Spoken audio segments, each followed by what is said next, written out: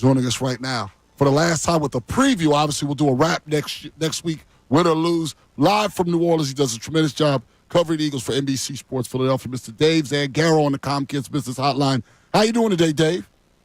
I'm doing well, man. I'm really excited for this game to finally happen. It feels like these 2 weeks have taken forever. Absolutely. We were talking about, before you got on, how first time we talked to you this season, you're in Brazil. Now you're down in New Orleans. It feels like it was a million years ago. I have your piece in front of me where you say Vic Fangio could be the Eagles' X factor in the Super Bowl. And here's one thing that we've talked about a lot this week, Dave, and then I know you talk about it some in the story. We were disappointed in Gannon's lack of adjustments in that second half. Do you envision, and obviously you can talk about your story as well, that if the Chiefs start to have success, that Fangio won't at least try to do something to stop it?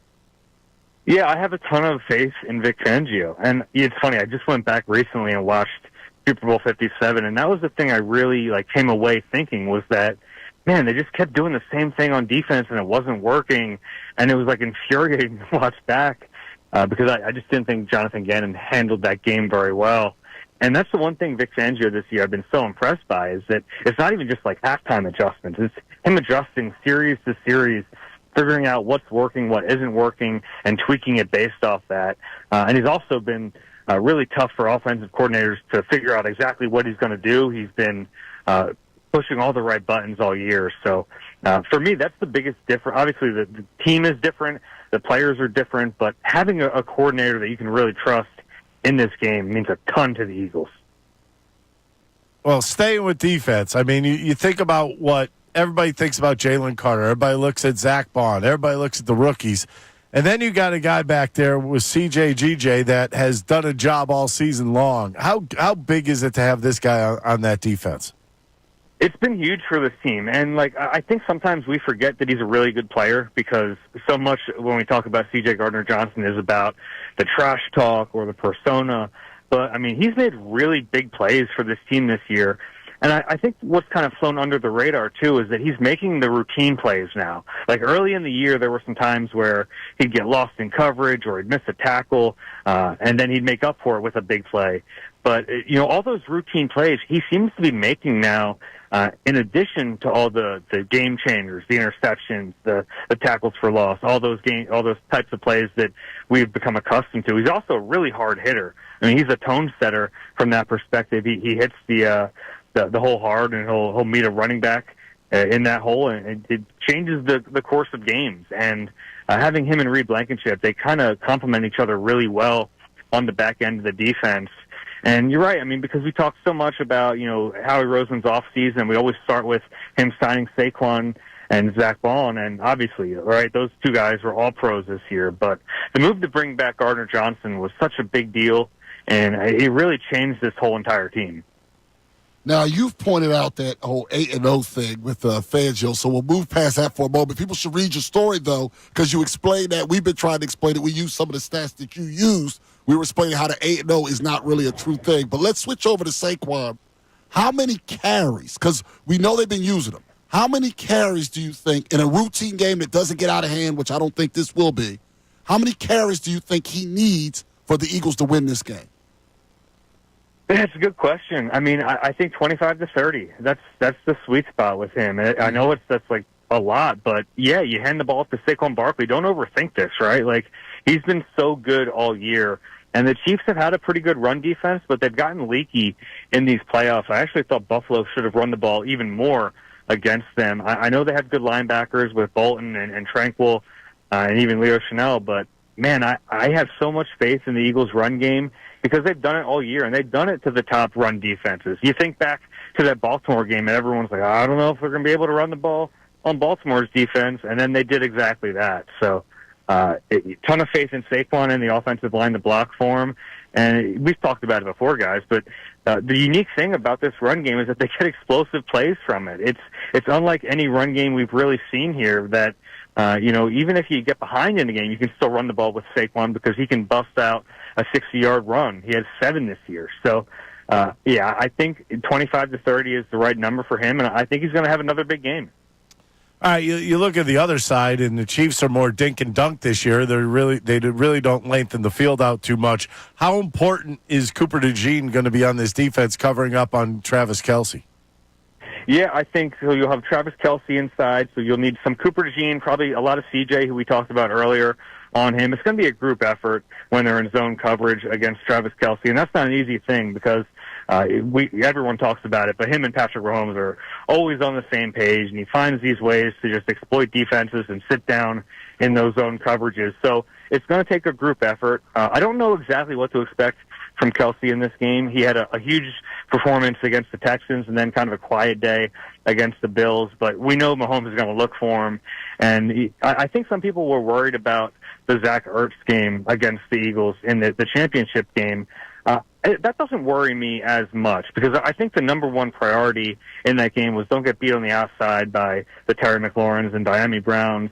And then they were kind of willing to let Zach Ertz get his yards in the middle of the field. I think when you play against the Chiefs, you start by writing 87 on the whiteboard and circling it and trying to figure out how to take him out of the game as best you can. So I think it's kind of a different circumstance in this game, and that's why the success Ertz had in a couple weeks ago doesn't really bother me or worry me that much.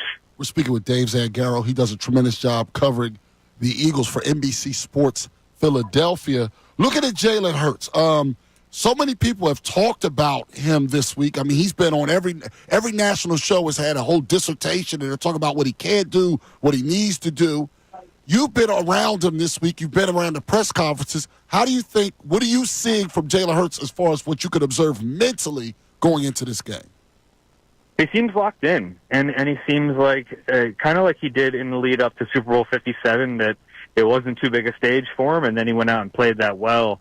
I think that's a quality that we talk about with Hurts a lot, but it matters so much in these big moments that he doesn't seem to get flustered, that he's so even-keeled, because not only is that a good thing for him, but I think it rubs off on the rest of the team a little bit too, when you see your leader just cool and calm and going about his business the way he normally would. That's what I've seen from him, and I wouldn't expect anything less from him at this stage. We watched him do it in the Super Bowl a couple years ago, and he just kind of treated it like any other week, which is really tough to do because it is not like any other week. It's a different set of circumstances. You have a lot more obligations. You're away from home. You're in a hotel. But I think that he has the ability to kind of tune the rest of that stuff out and just, he always says those sayings, keep the main thing the main thing. And I really do believe he's done that this week. Your thoughts on the awards given out this past couple days? I mean, you look from A to Z, and then you have Bond was a little surprising, wasn't it, how low he was?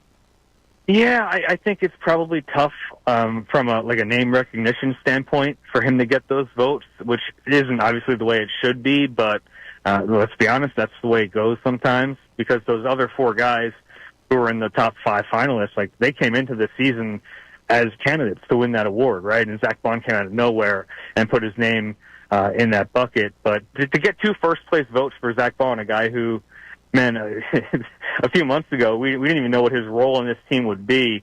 It's pretty remarkable. I think if he would have won it, he would have certainly been deserving of that honor. He's had a great season, but I don't think he cares about that one as much as he does this game on Sunday. That's true.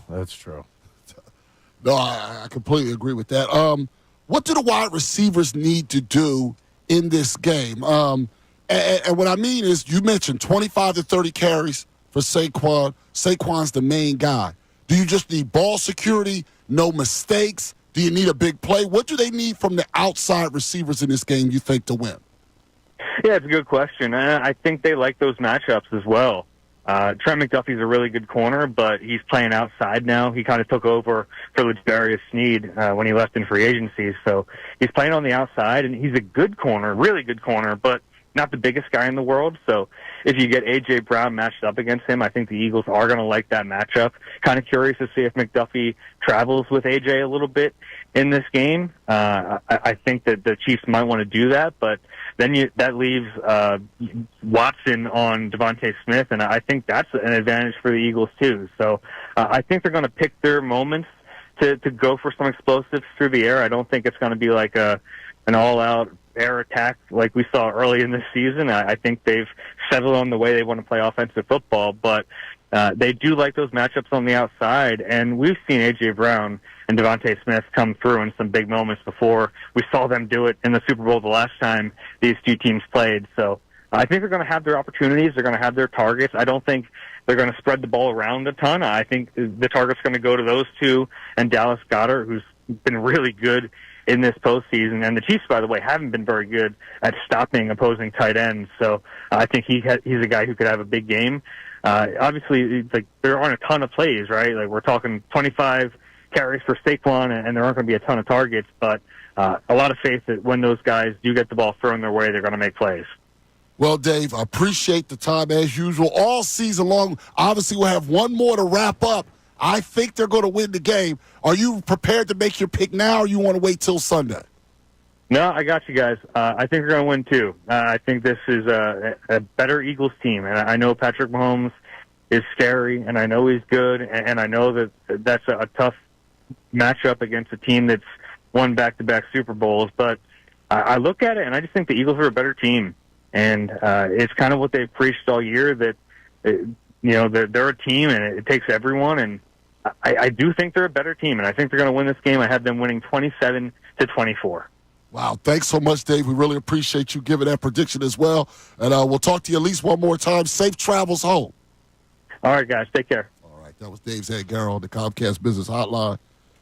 He's got him winning, and a close one. I think he's right. I think he's right in the ballpark. Thanks so much, everybody, for watching. Really appreciate it. If you want more of this content, make sure you like and subscribe. And you can do that kind of over here if you want more of the best show ever.